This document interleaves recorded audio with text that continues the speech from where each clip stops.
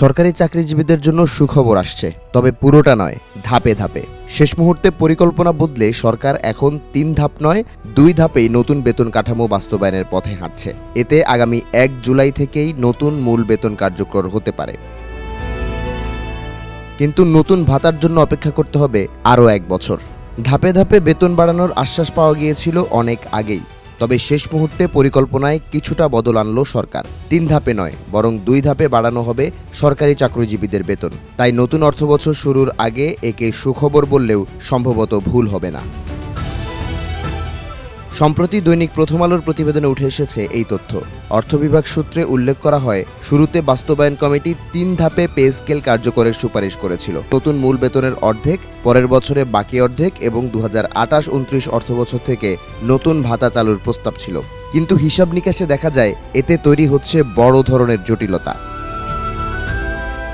নতুন পে স্কেলের জন্য ১১ বছর অপেক্ষা করতে হলেও নিয়মিত ভিত্তিতে বার্ষিক ইনক্রিমেন্ট পেয়েছেন সরকারি কর্মচারীরা। এতে অনেক কর্মচারীর বর্তমান মূল বেতন এমন পর্যায়ে পৌঁছেছে যে নতুন বেতনের ৫০% কার্যকর হলেও প্রকৃত আয় খুব বেশি বাড়বে না। কারো ক্ষেত্রে মোট বেতন কমে যাওয়ারও শঙ্কা ছিল। এসব আপত্তির পরই পরিকল্পনা বদলায় বাস্তবায়ন কমিটি।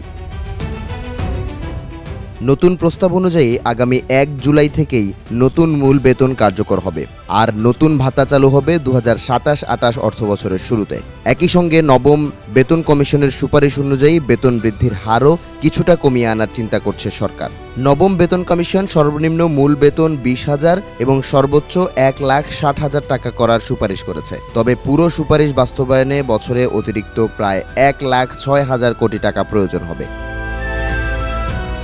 এদিকে সরকারি চাকরিজীবীদের বেতন বৃদ্ধির খবরে শঙ্কায় বেসরকারি চাকরিজীবীরা, যার পেছনে কাজ করছে বাসা ভাড়া, শিক্ষা, পরিবহন ও নিত্যপণ্যের দাম বাড়ার শঙ্কা।